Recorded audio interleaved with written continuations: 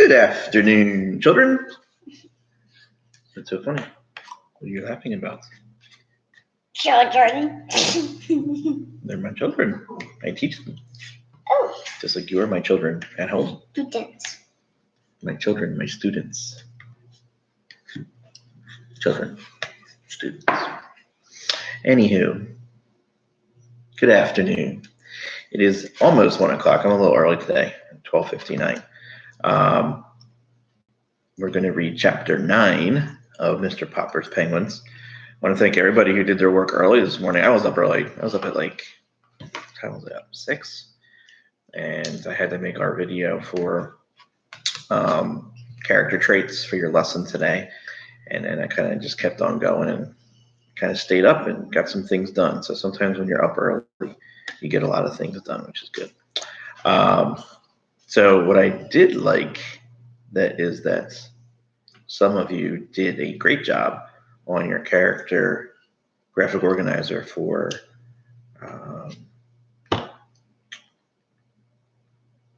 Enemy Pie. We're going to use that story one more time this week on Thursday, and we're going to take a quiz. So I'm going to do a similar lesson that we did today. We're going to read the story again, and then you're going to answer your quiz. And then on Thursday and Friday, you're going to have some other things, but we're going to focus on writing on Thursday and Friday and see if we can get back to our animal research essay. It is now 1 o'clock.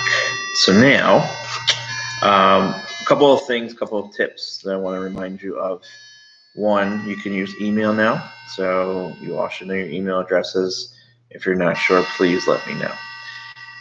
Number 2, make sure when you do fill out your reading response and your short answer questions that you use complete sentences. A couple of you know from today, if you put one-word answers, I asked you to redo your assignment. I deleted your assignment and asked your parents to have you redo the assignment.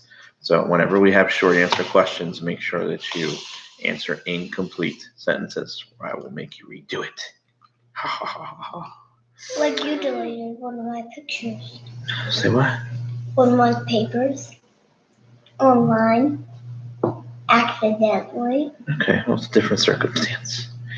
So just make sure you're writing your answers in short, complete sentences, your short answers in complete sentences. Also, be careful when you put in your email address. You have to put in your email address the right way. So first initial and then the underscore. Some of you used a hyphen instead of underscore. Underscore is a line lower than a hyphen. And then the first 8 letters of your last name. And then at students.delcregional.us. Some of you forgot the students in your email today. But you can email me back and forth if you're not sure about a lesson, if you're not sure about your grades. Your grades today, some of you are going to say, oh, you returned my paper, but it said 0 out of 0. Yes, it was 0 out of 0 because none of the questions had points assigned to it. So nothing was point driven for your grades. It was just if you turned it in and you did it correctly, then you earned an M. If you did it incorrectly, you earned a P, or you had to redo it. So make sure that if you're questioning your grade, that's what it was. We don't really use a percentage grade in standard space grading, so I didn't assign you anything that had points to it. So it doesn't really equate to how we're grading. Go get a napkin and wipe your hand off, please. Thank you. Also, tomorrow morning, 8:30 in the morning, we're going to try to go and do our Google Meet. So it's going to be similar to our Zoom morning meetings. And you're going to I'm going to put it in the classroom stream later on today on how to join at 8:30 tomorrow morning. You're not going to have any new lessons tomorrow, but I'm going to use that time for about a half hour. So if you need to touch base with someone, ask me questions, see everybody's faces again, that's what we're going to do at 8:30 tomorrow morning. So I'm going to give you instructions on how to join that later on in the classroom stream. So look for that later on. I did post a video by Mrs. Smith. She's our instructional teacher and coach for the district on how to get onto Google Meet. So make sure you watch that video. It tells you how to mute yourself and how to do some other things leave the table if you're going to laugh, because I'm going to read my story. And if you're interrupting my story, I know it's you. Stop. So just look for that later on today. All right, so I think that's all I have to say for you guys. Remember, tomorrow's a makeup day. If you haven't gotten to your iReady path or your minutes for your iReady, please make sure that you get both of these that way, that way, that way. As you can see, my kids are not behaving that way. Thank you. Take your lunch and go that way.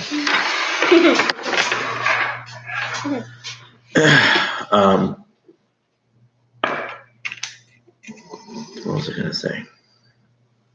Tomorrow is a makeup day, so make sure that you get all of your assignments finished tomorrow. If you haven't completed, really, you should only have yesterday and today's assignments, and then Thursday, Friday, Monday, and Tuesday. Get over there now. Monday and Tuesday for next week. So every Wednesday now Fridays on Wednesday will be your makeup days. All right, so let's get to chapter 9 of Mr. Popper's Penguins. Okay, so yesterday the chapter was called Penguin Promenade. So yesterday, if you can remember, Captain Cook was basically roaming town. So he was going with Mr. Popper, and he was kind of a big star. So the newspaper came and they took pictures of him and did some interviews, and he was very popular, and he was able to walk up and down the streets and everybody recognized his name and everybody recognized him, and he drew a big crowd. So today, chapter 9 is called In the Barber Shop. So they went into the barber shop right before the chapter ended, and the man who kept the barber shop had been a good friend of Mr. Popper's. So we're going to find out what's going to happen with a penguin in a barber shop. So let's find out. It was very quiet in the barber shop. The barber was shaving an elderly gentleman. Captain Cook found this spectacle very interesting, and in order to get a better view, he jumped up on the mirror ledge. "Good night," said the barber. The gentleman in the barber's chair, his face already white with lather, half lifted his head to see what had happened. "Gook," said the penguin, flapping his flippers and reaching out his long beak toward the lather on the gentleman's face. With a yell and a leap, the gentleman rose from his reclining position, left the barber's chair, and fled into the street, not even stopping for his coat and hat. "Gaw," said Captain. "Hey," said the barber to Mr. Popper, "take that thing out of my shop. This is no zoo. What's the idea?" A picture of Captain Cook misbehaving in the barber shop. Mm-hmm. "Do you mind if I take him out of your back door?" asked Mr. Popper. "Any door," said the barber, "as long as it's quick. Now it's biting the teeth off my combs." Mr. Popper took Captain Cook in his arms amid cries of "Quark, gark, ork," made his way out of the shop and its back room and out a door into the alley. Captain Cook now discovered his first back stairway. Mr. Popper discovered that when a penguin has found steps going up somewhere, it is absolutely impossible to keep him from climbing them. So he likes to climb. Mm-hmm. "All right," said Mr. Popper, panting up the steps behind Captain Cook. "I suppose, being a bird and one that can't fly, you have to go up in the air somehow, so you like to climb stairs. Well, it's a good thing this building has only 3 stories. Come on, let's see what you can do." Slowly but unwaringly, Captain Cook lifted one pink foot after one another from one step to the next, followed by Mr. Popper at the other end of the clothesline. At last, they came to the top landing. "Now what?" inquired Mr. Popper of Captain Cook. Finding there were no steps to climb, Captain Cook turned around and surveyed the steps that now went down. Then he raised his flippers and leaned forward. Mr. Popper, who was still panting for breath, had not supposed the determined bird would plunge so quickly. He should have remembered that penguins will toboggan whenever they get the chance. What does the word toboggan mean? Go down. Yes, so another word for going down, and and I know that because I'm using an inferencing strategy. So I've heard the word toboggan before, and thinking that if he's climbing up and then going down, it's another word for tobogganing down. Perhaps he had been unwise in tying one end of the clothesline to his own wrist. At any rate, this time Mr. Popper found himself suddenly sliding. Ooh, another example. So if I didn't know what the word toboggan meant, there's an example context clue right there. Suddenly sliding down on his own, on his white-clad stomach, down 3 flights of steps. This delighted the penguin, who was enjoying his own slide just ahead of Mr. Popper. When they reached the bottom, Captain Cook was so eager to go up again that Mr. Popper had to call a taxi to distract him. 432 Proudfoot Avenue, said Mr. Popper to the driver. The driver, who was a kind and polite man, did not laugh at his oddly assorted passengers until he had been paid.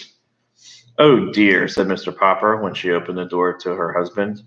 You look so... Mrs. Popper, I'm sorry. Oh dear, said Mrs. Popper when she opened the door to her husband. You looked so neat and handsome when you started for your walk, and now look at you. I am sorry, my love, said Mr. Popper in a humble tone, but you can't always tell what a penguin will do next. So saying, he went to lie down, for he was quite exhausted for the unusual exercise, while Captain Cook had a shower and took a nap in the icebox. Quite a day for Mr. Popper and Captain Cook. So to recap and to give a summary of what happened in that chapter, Captain Cook was in the barbershop. And it was all around and it was crazy. And the barber did not enjoy a penguin in the barbershop because Captain Cook started wrecking things and chewing combs.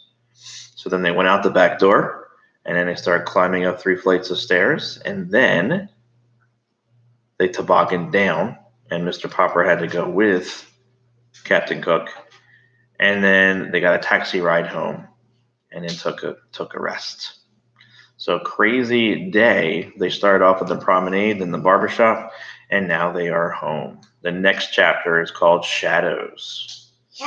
Chapter 10, yes. I don't know what shadows could mean. I don't know. What do you think? The penguin's shadows? The penguin makes shadows. Maybe he's scared of shadows. Maybe Captain Cook is scared of shadows. Maybe Captain Cook is scared of shadows and he runs away. I don't know. Well, you can't tell me because you read the book already. But I don't know. I'm trying to make a prediction of what's going to happen in the next chapter. And it's called Shadows. So I'm just trying to come up with some things that might happen next. I don't know why it would be called Shadows. Do you remember why it was called Shadows? Nope. Good readers know and remember chapters and why they are called certain things. So we will read. I won't do a read aloud tomorrow, but on Thursday, we'll get back to Mr. Popper's Penguins for chapter 10. All right, so make sure you finish your work. Join my Google Meets tomorrow morning at 8:30. I'll send you instructions on how to do that later on today. Make sure you watch the video from Mrs. Smith showing you how to join. What's going to happen is you're basically just going to have a link. I'm not going to invite you through Google Calendar because I would have to send everybody an email, and then you'd have to go into your email and then click the link. So I'm going to put the link on Google Classroom, and then you just click the link, and you should be able to join right from the link. So it's pretty easy, and we'll see how it works tomorrow morning. And if you have any questions on anything else, please let me know. You guys are doing a really good job. You're working hard. And just keep up the good work. Make sure you go to Mrs. Colon's class. I talked to Mrs. Colon a little bit today, and she's hanging in there. We're all trying to make all this work. But try and go to, remember today was Tuesday, so Mrs. Colon's class, you do not have social studies today. I treat your library day as a social studies day for you to just kind of unwind and maybe even take out a book and read, or use that time. Maybe go to Google Earth and maybe do the Carmen Sandiego Google Earth. That was kind of fun. Or show your parents what you can do with Google Earth. It's kind of a fun little activity you can do during Tuesdays on social studies days where we have library. there's going to be some days for social studies where, like I said, we're going to go on virtual field trips as well. So I'm getting all those lessons together, and we're going to kind of do some virtual field trips here in the next week or two. Alrighty, I hope you guys have a good day. It looks like it's not raining out, so it's just cloudy and not the best day in the world, but you could probably still go outside and get a little bit of fresh air. I know my kids need it because they've been driving us crazy today. Crazy. Yes. So, yeah, make sure you get your energy out because you don't want to drive your parents crazy. All right. Hopefully, if you have any questions, let me know. You can now email me, edsantis@franklintownshipschools.org, or you can private message me through Google Classroom or have your Parents Dojo message me. So there's many ways now that you can contact me. All right, guys, have a great day. Bye.